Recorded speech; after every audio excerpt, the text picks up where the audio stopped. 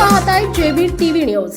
बातमीत सत्यता हीच आमची ओळख। महापालिकेत विरोधी पक्षनेते पदावर शहर विकास आघाडीचा दावा, दीपक खोपडे यांच्या नियुक्तीची मागणी। धुळे महानगरपालिकेतील राजकीय घडामोडींना वेग आला असून विरोधी पक्षनेते पदावर आता नव्या समीकरणांची छाया स्पष्ट दिसू लागली आहे। राष्ट्रवादी काँग्रेस आणि शिवसेना प्रणित शहर विकास आघाडीने या पदावर आपला प्रबळ दावा ठोकलाय।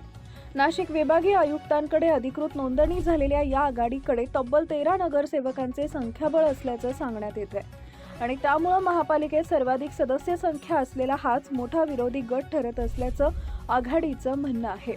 या पार्श्वभूमीवर महाराष्ट्र महानगरपालिका अधिनियमातील तरतुदींचा दाखला देत नगरसेवक दीपक सुरेश खोपडे यांची विरोधी पक्षनेतेपदी नियुक्ती करावी अशी मागणी करण्यात आली आहे। या संदर्भातील अधिकृत निवेदन नवनियुक्त महापौरांकडे सादर करण्यात आले असून लवकरात लवकर निर्णय जाहीर करण्याची अपेक्षा व्यक्त करण्यात आली आहे। शहराच्या प्रश्नांवर भक्कमपणे आवाज उठवण्यासाठी सक्षम नेतृत्व आवश्यक असल्याचंही आघाडीनं नमूद केलंय। दरम्यान या दाव्यामुळे महापालिकेतील राजकीय वातावरण चांगलंच तापलं असून इतर गटांची भूमिका काय असेल याबाबतही उत्सुकता वाढली आहे। विरोधी पक्षनेते पदाची धुरा अखेर कुणाच्या हाती जाणार याकडे आता सर्वांचं लक्ष लागलंय।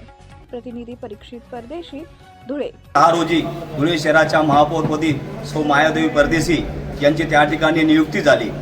धुळे शहर राष्ट्रवादी व शिवसेना शहर विकास आघाडीच्या वतीने दीपक उर्फ बंटी खोपडे यांना विरोधी पक्षनेते त्या ठिकाणी करावं म्हणून आम्ही त्या ठिकाणी आमच्या सगळ्या नगरसेवकांनी सभागृहामध्ये पत्र देण्याचा त्या ठिकाणी प्रयत्न केला, पण त्या ठिकाणी सगळी गडबड असल्याने महापौरांनी सांगितलं की ज्या दिवशी मी पदभार घेईल त्या दिवशी मला त्या ठिकाणी आपण आघाडीच्या वतीनं पत्र त्या ठिकाणी दिलं पाहिजे। आम्ही तरी देखील टपालामध्ये आम्ही पत्र पाठवलं आणि आज या ठिकाणी पदग्रहण समारंभ महापौरांचा झाला असल्याने आम्ही सगळ्या गटनेत्यांसोबत या ठिकाणी आलो आणि दीपक उर्फ बंटी खोपडे यांना शहर विकास आघाडीच्या वतीने त्या ठिकाणी विरोधी पक्षनेता पद आपण या ठिकाणी दिलं पाहिजे अशी विनंती आणि पत्र आम्ही या ठिकाणी महापौरांना केलेली आहे।